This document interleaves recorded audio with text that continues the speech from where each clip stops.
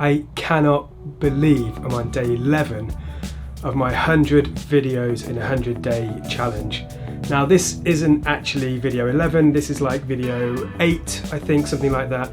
But I am catching up. I'm going to release at least 2 videos, maybe even 3 videos today, and that will mean that I'm back up to speed and where I want to be. There's a couple of things I want to talk about very quickly about this challenge, and then I want to talk about something new that I've been learning over the last day or two as well.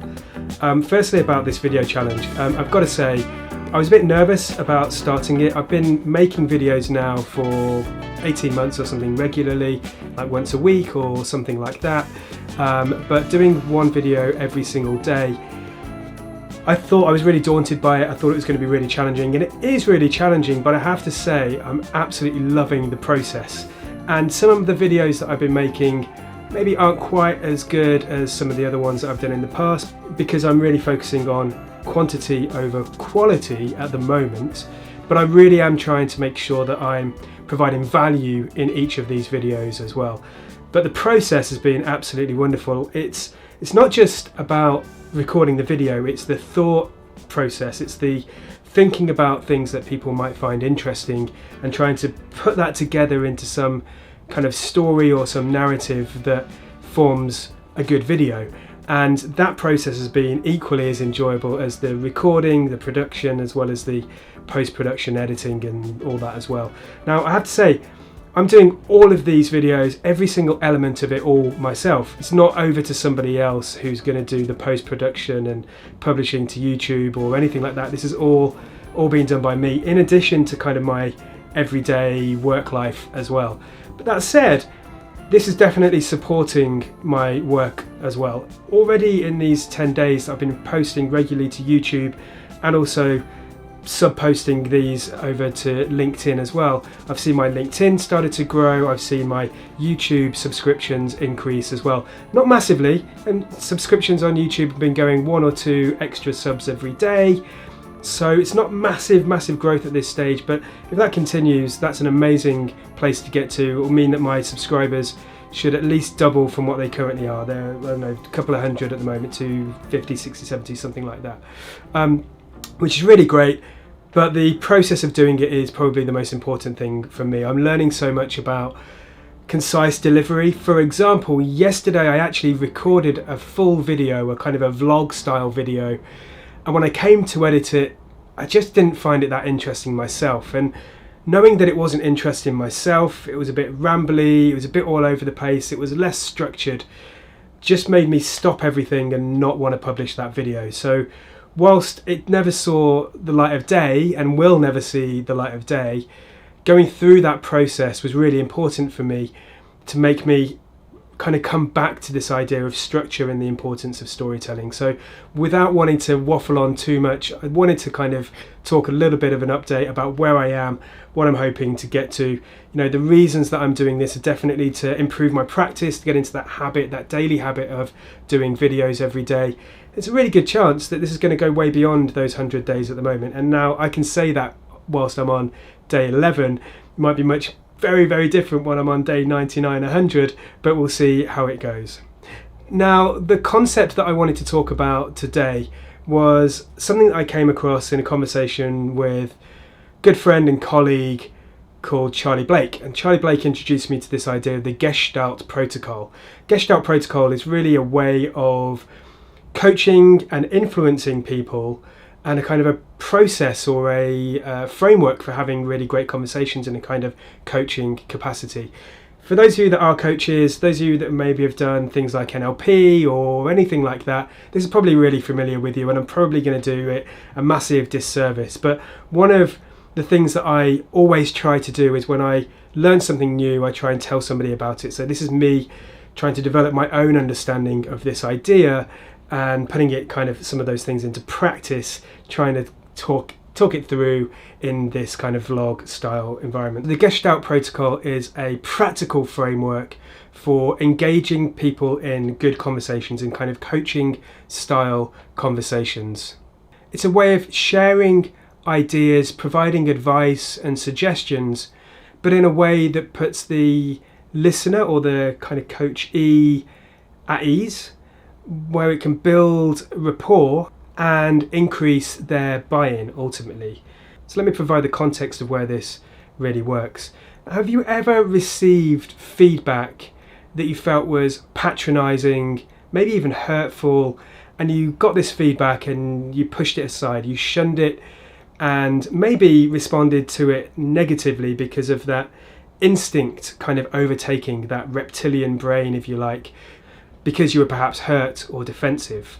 And that defensive reaction is often an instinct, a human instinct. We want to try to push away that defensive instinct as much as possible. Now, with the Gestalt Protocol, the advisor, the coach or questioner, if you like, a person who's giving some advice, focuses on things from their individual perspective. They focus on what they did and how they responded to a similar kind of situation. And some of the expressions that you would use, instead of saying, "I would do this if I was you," or "Why didn't you do this?" the coach would say something like, "Well, when I had a similar situation, this is what I did and these were the outcomes and this is what went well. And specifically, really importantly, this is what didn't go so well." And I want to give you some tips, and thank you so much, Charlie, for bringing this to my attention. It's incredibly useful. Now, tip 1 is paraphrase your understanding of the situation before you respond. This is a really great tool, a really great way. It's almost mirroring. It's a similar kind of tool to what is often used in sales. You respond back about the needs that the person has, and respond back just to make sure and to clarify the situation. Now, what that will do for the coachee is it will make them realize you're listening, and active listening and showing that you're listening is a really important part of any kind of coaching service or coaching process, but also when you're trying to get buy-in from stakeholders and other collaborators as well. Tip number 2 is about sharing your actual experiences. What have you been through that has been similar? What did you do in that situation? Rather than saying this is what you should do, it's, well, in a similar situation, this is what I did. And that will enable much closer bond with the people that you're coaching. It will enable them to see that you have something valuable to offer, but you're not saying that they have to do it. And that's a really critical difference. This is just saying, this is what I have done in the past. Maybe that's going to be beneficial for you, and it might be something that you can develop or learn from yourself.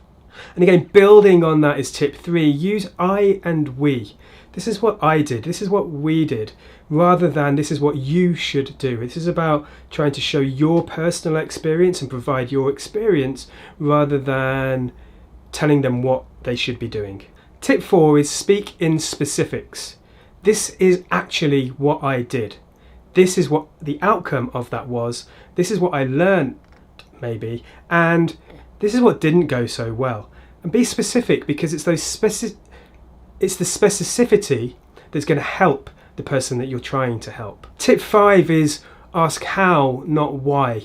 And I often say why is the most important question, but what we don't want to do is say, well, why did you do that? Why did you do that provokes a defensive reaction.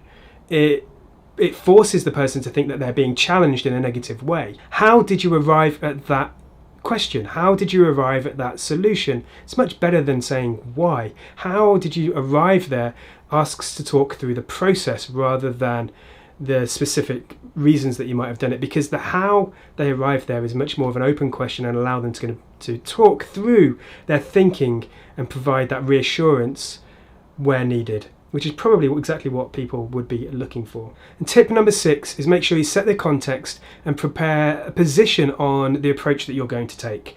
In other words, you might set it up to make sure that they realise this isn't an inquisition, this isn't a challenge unnecessarily, this is about helping them resolve things for themselves through this really good framework and coaching practice.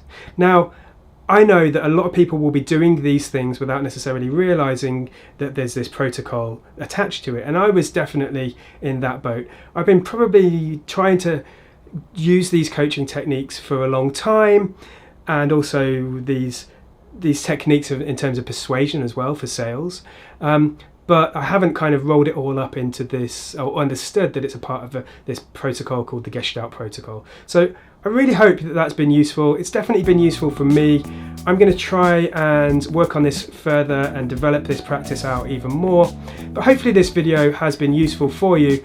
I would love it if you could like and share this video. Of course, I ask that every time, and every YouTube video that you see asks for people to subscribe. But what it does do is it means that my videos are more likely to be seen by more people. And that isn't a vanity project. This is not about getting as many followers as I can. This is about doing something that I think is valuable, that hopefully people can learn a little bit about as well. I'm trying to help people become better versions of themselves, and I wanted to pause and not say that, but exactly that really is what I'm doing. I'm trying to support people in any way that they can. There's going to be loads more videos. Indeed, I've got another 91 videos to do over the next 89-ish days, so it'll be amazing if you can subscribe and share these videos as well. I'm going to make sure there's a little bit of value in every single one. That is all for now. Thank you again so much for watching.